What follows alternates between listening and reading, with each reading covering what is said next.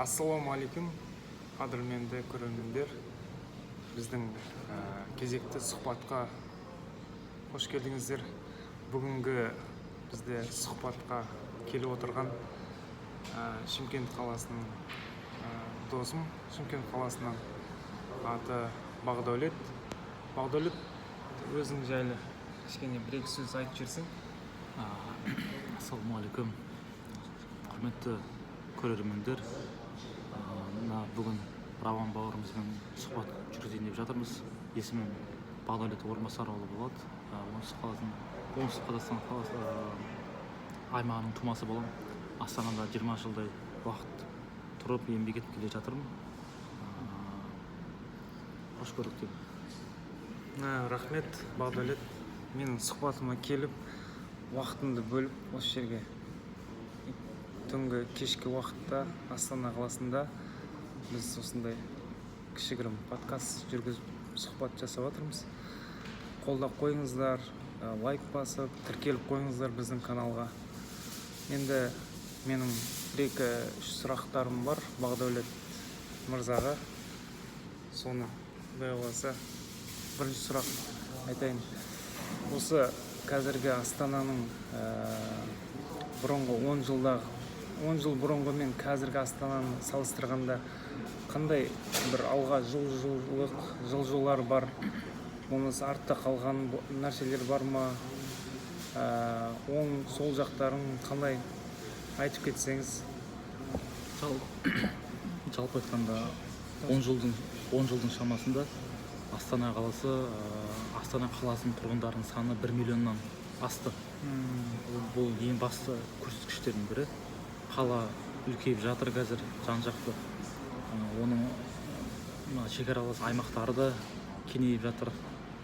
Қосшы, Жібек жолы деген сияқты аймақтар үлкейіп келе жатыр. Жалпы онымен қоса халықтың саны артқан сайын ол халыққа сондай жағдай жасау керек болып жатыр. Мысалы, су мәселесі бар деген сияқты. Су жеткілікті болу керек. Өйткені масты кеңейген сайын сондай электр қуатын жеткізу керек адамдарға. Өйткені тұтыну көп болады да ондай кезде. Сол себепті осындай да жаңа проблемалар туындап жатыр. Әрине қала кеңейіп жатыр, көркейіп жатыр, бірақ та сондай да проблемалар пайда болып жатыр. Вызов дейді орысша айтқанда. Жақсы, рахмет. Енді осы жастарға қандай бір мемлекет тарапынан, осы Астана қаласының тарапынан осы жастарға қандай көмектер беріп жатыр, жеңілдіктер беріп жатыр? Осы келіп жатқан басқа өңірлерден келіп жатқан жастарымыз көп қой қазір Астанаға. Сол туралы айтып берсең қалай? Түрлі мемлекеттік бағдарламалар бар, тұрғын үй бағдарламалары бар, халықты жұмыспен қамту бағдарламалары бар. Ынтасы бар азаматтар жұмыс табады негізі. Енді ол жастардың өздеріне байланысты да. Кім ізденіп, талпынып қазіргі 21 ғасырда интернетті ашып, қандай жұмыстар бар, қандай бағдарламалар бар, соның бәрін ақтарып қараса табылады ғой негізі. Әрине. Біздің Қазақстан Республикасы осы аймақтағы ең дамыған мемлекеттердің бірі болып саналады. Орталық Азияда. Өйткені өздеріңіз байқайсыздар. Мысалы, Орталық Азия мемлекеттерінің еңбек мигранттары біздің елге келіп еңбек етеді. Ол да бір көрсеткіштің бірі негізі. Қай мемлекеттердің, мысалы, нақтырақ айтсаңыз? Мысалы, Тәжікстан, Өзбекстан, Қырғызстанның азаматтарын білесіздер, базарларда не болады, өздерінің жұмыстары. Құрылыс саласында да? Әрине. Демек, біздің Қазақстанның әлеуеті бар. Әлеуеті дамушы мемлекетке жатады ғой енді. Әрине, бізге тек қана қазір бірлік керек, халқымызға бірлік керек, береке болады, бірлік бар жерде береке бар. Бір-бірімізді демеп, солай еңбек етсек, мемлекетімізді мықты қыламыз. Дұрыс, рахмет Бақдәулет. Ендігі тағы да бір-екі сұрақтар қойып кетсем, тағы жауап бер. Әрине. Дайынсыз ба? әрине. Жалпы осы өміріңізде өзіңіз өз өміріңізге разысыз ба? Осындай Қазақстанда тұрып жатқаныңызға, осы Қазақстан Республикасының азаматы ретінде өзіңіз өңіріңіз Шымкент қой, Шымкентпен осы Астананы салыстырып кішкене қалай? Бір жай ғана өз бетінше айтып жеткізіп берсеңіз. Немесе по факту айта беріңіз. Әрине. Мен өз өміріме Аллаға шүкір деймін. Қазақстан Республикасының азаматы болғаныма да мақтан тұтамын. Бұл елге өзімнің қызметімді сіңіріп, пайдамды тигізсем деген ниетім бар. Алла қаласа. Мен жақын арада аймақта болып қайттым. Өзім туған жерімде Түркістан, Шымкент аймақтарында болдым. Ол жерде халықтың жағдайы шүкіршілік деп айтуға болады. Әрине, әртүрлі өздері кәсіптерін дөңгелетіп отқан азаматтар бар. Әрине, арасында әлеуметтік те осал топтар бар. Оны жоқ деп айта алмаймыз. Бірақ ол мәселені былай шешуге болады. Ол мәселені былай целенаправленно шешуге болады. Ол мәселені тек қана оған бізге ерік жігер керек. Ұмтылыс керек соған. Ол мәселелерді шешуге болады. Халықтың жағдайы былай жақсы деп айта аламыз. Әрине, барлығы емес, әрине. Ол барлық мемлекеттерде бар проблема. Бірақ оларды біз жаңағыдай білім арқылы, еңбек арқылы шеше аламыз. Мәдениет арқылы, жоғары мәдениет арқылы. Дұрыс. Өзіңіз енді керемет мамандығыңыз жайлы айтып кетсеңіз, осы сіздің мамандығыңыз қандай мәселелерге тікелей байланысты, қоғамдық мәселелерге шешуіне бір атсалысатындай бір мамандықта қалай таңдап едіңіз? Менің мамандығым саясаттану мамандығы деп аталады. 2014 жылы мен Еуразия ұлттық университетін тәмамдаған. Саясаттану деген ол әлеуметтік ғылым.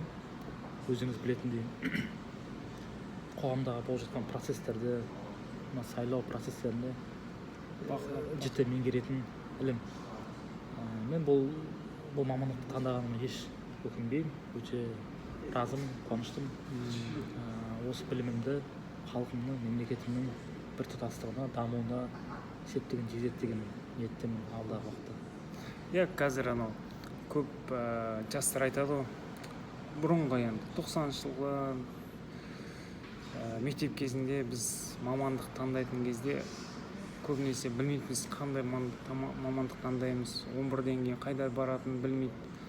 Сөйтті ата-аналар айтады, сен осындай сот боласың, сен осындай құқықтану меңгеріп адвокат боласың дейді, әкім боласың дейді, или медик боласың дейді. Сол бағытпен бала кете береді. Өз таңдауын, өзінің таңдау көбінесе беріле бермейтін. Қазіргі кезде енді жастардың көз ашылып, енді өздеріне керек дүниелерді. Қазір медиа жақсы дамыды ғой. Өйткені подкасттар бар неше түрлі, осындай әркім өз құқықтарын мен нелерін паш етіп бүткіл Қазақстанда айта беретін болды ғой енді. Сол сияқты өзіңіз мамандықты таңдауға өзіңіз шештіңіз ба, әлде бір себеп болды ма, айтып берсеңіз? Сұрағыңызға рахмет, өте үлкен керемет сұрақ. Бұл мамандық таңдауыма мен септігін тигізген менің әкем болатын. Ол кісі ұлттық университетке түссең, бұл мемлекеттің білім мекемесі ешқашан өзгермейді, тарихы болады деп өзінің ақылын айтқан. Сол себепті мен қуандым. бір жағынан өзім бала кезімнен саясатқа қызығушылығым болды. Әрине, оны мен жоққа шығармаймын. Қызығушылығым болды. Халықаралық саясатты көп көрдім. Қазіргі де жағдай өздеріңіз білесіздер, 2025 жылы қазір жағдай тұрақты емес әлемде, өте қауіпті, турбулентті заманда бізге бейбітшілік керек. Бейбітшілік болса, біздің мемлекетімізге ешқандай қауіп қатер болмайды. осыны бізге қазір түсіндіру керек халқымызға, ең басты мәселе. Енді рахмет. Қандай жақсы кітаптарды ұсынатын едіңіз? Бір авторларды айтып жіберсеңіз. Өзіңіз оқыған, өзіңізге бір қызықты болған, өзіңіз мамандығыңызға кішкене байланысты ма, или Мен оқыған кітап ол Ілияс Есенберлиннің «Қаһар» деген романын оқығам. Сол өте маған менің көзқарасыма әсерін тигізіп, менің қазіргі осы тұлға болып қалыптасуыма септігін тигізген осы «Қаһар» деген роман. Оның ішінде қазақ халқының ұлт-азаттық күресі туралы айтылады. 19 ғасырдағы қиын қыстау заманда. Сол кітап маған қатты әсер етті. Достар, Ілияс Есенберлиннің «Қаһар» деген кітабын оқыңыздар. Бақдәулет мырзаға осы кітаптың әсері мол екенін айтып жатыр. Керемет кітап оқылған, енді жақсы ғой. Кітап білім, ең бастысы білім ғой. Біліммен арғата бәр нәрсе тарайды. Енді сұхбаттың аяғына келіп жеттік.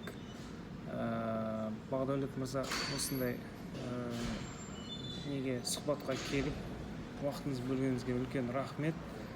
Сізге рахмет. Алдағы уақытта тағы да подкасттар түсіре жатамыз, әртүрлі тақырыпта. Қазіргі енді еркін сұхбат деп айтсақ та болады.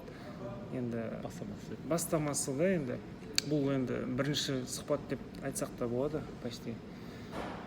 Кішкене сіздерде қолдап, лайк басып, көрермендермен бөлісіп жатсаңыздар. Енді соңғы сөз айтып кетіңіз. Рахмет сізге үлкен. Сізге осы сұхбатты жүргізгеніңіз үшін уақыт бөліп шақырып арнайы рахмет. Халқымызға тек қана бақыт береке тілеймін. Денсаулықтары мықты болсын, аман-есен болсын халқымыз. Жақсы, көрермендер. Келесі кездескенше.